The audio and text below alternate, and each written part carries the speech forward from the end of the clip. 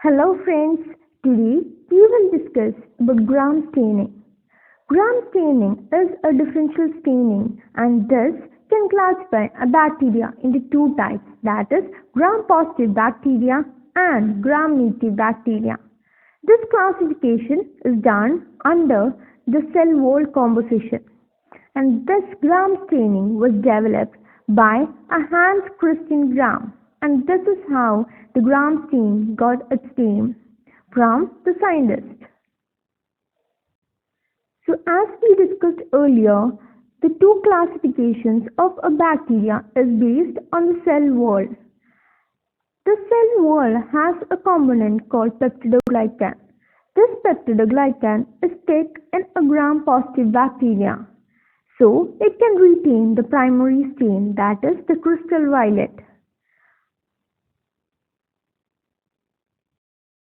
The basic principle of gram staining is that in a gram-positive cell wall, the peptidoglycan layer is much thick, whereas the peptidoglycan layer in a gram-negative bacteria is very thin, which means that the crystal violet will stay in the peptidoglycan of a gram-positive bacteria, whereas in a gram-negative bacteria, since the peptidoglycan is thin, it gets easily washed off and the counter stain gets stained. So, this is the basic principle of gram staining. Gram-negative bacteria has a thinner peptidoglycan, and due to the thin peptidoglycan, they do not retain the crystal violet. Hence, it is washed out with alcohol wash. So, they stain either pink or red by a counter stain, and this counter stain is usually a safranin. After a crystal violet has been used as a stain, then we use a Lugol's iodine solution. This is used to strengthen the bonds of the stain with the membrane. So, a Lugol's iodine does strengthening of the bonds to the membrane.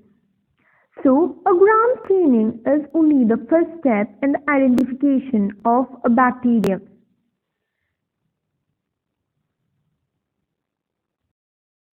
Gram staining is a valuable diagnostic tool both in clinical and research setting. But using this gram staining, we cannot classify all the bacteria. So, by this method, we can only classify those bacteria that give positive or negative results on staining. Now, let us discuss a brief history about gram staining. Gram staining was developed by Hans Christian Gram. The gram staining was named after its inventor. He was a Danish scientist. He lived from 1933 to 1938.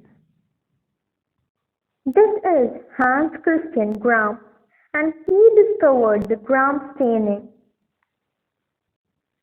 Christian Gram had not devised this technique to distinguish a bacteria into gram-positive and gram-negative.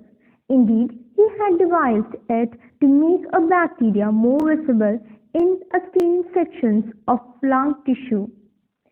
His work was published in the year 1884, and he also included a short report of the observation that typhus bacillus did not retain the stain.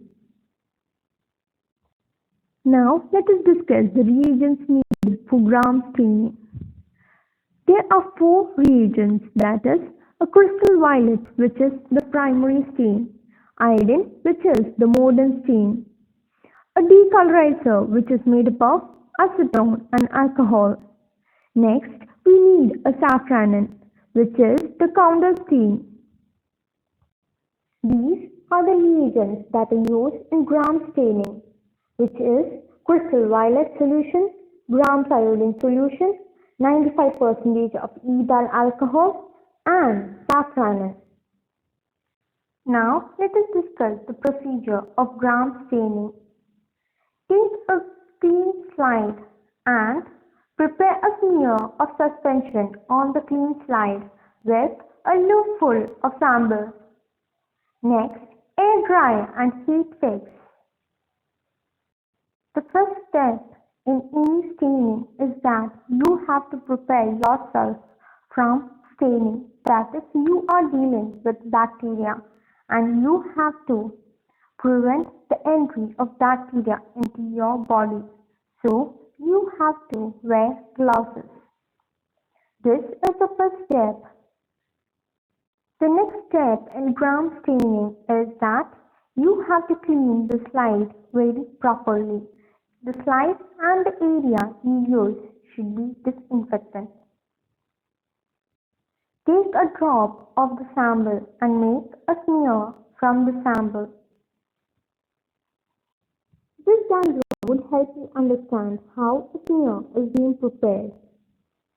Take a loopful of bacterium suspension and make a drop in the center of the slide. Use a little water and spread it with a loop, and you get a smear. The next step includes heat fixing. Heat fix the bacteria present in the smear. After which the bacteria is being heat fixed, later pour for crystal violet and keep it for 30 seconds to 1 minute. Later, rinse it with water. Next step is plating grams iodine and keep it for 1 minute. Later, wash it with water. Wash it later with 95% of alcohol or acetone and keep it for 10 to 20 seconds and later rinse it with water. The next step is to position the slide in a slide tray. It's not necessary that a slide tray should be used. The next step is performing the gram stain, that is, first a crystal violet is being used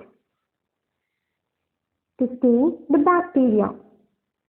After which a crystal violet is being used, it has to be later washed off with water gently.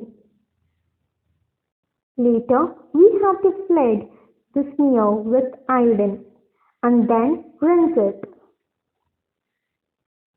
Next, use a decolorizer and later rinse it. The next step is addition of safranin. After which the safranin is added, wait for 1 minute and then wash it with water.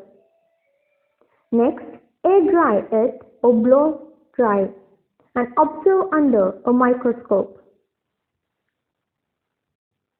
Flood the smear with counter stain and keep it for 45 seconds to 1 minute and later rinse it off. Allow the slide to air dry. Blow dry can also be used. After drying, view the slide under a light microscope. The interpretation of gram staining is that a gram-positive bacteria takes up either a blue or a purple color, whereas a gram-negative bacteria takes a red color.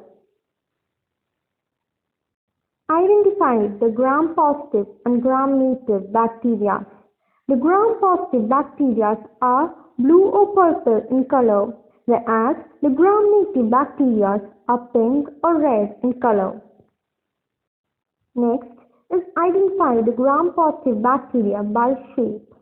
By shape, bacteria can be classified into cocci or rod shapes. Identify the gram-negative bacteria also by its shape. This diagram shows mixed results, that is, gram-positive as well as gram-negative are present in this slide. So now let us summarize the steps in a gram staining. First is the application of a crystal violet. Next is the application of iodine. Third is alcohol wash, that is the decolorization step. Fourth is the application of the safranin. This flowchart would help you understand the gram staining procedure. Gram staining is done to stain a bacteria. This bacteria, when crystal violet is being used, all the bacteria take up bluish or bluish purple color.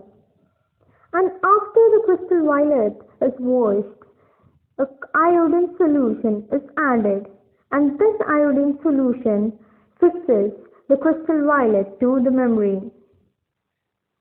After which these are destained using water and alcohol, and in this state the stains come out in gram-negative bacteria, whereas in gram-positive the stains does not come out.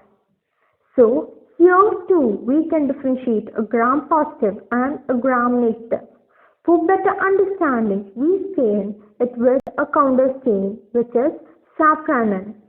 In a counter stain, a gram-negative bacteria gives a reddish or pink color, whereas a gram-positive still takes up the color of crystal violet, that is a bluish or bluish-purple color. Hope the concept of gram staining is clear. For more such videos, do subscribe to our channel. If you like the video, please like as well as share with your friends.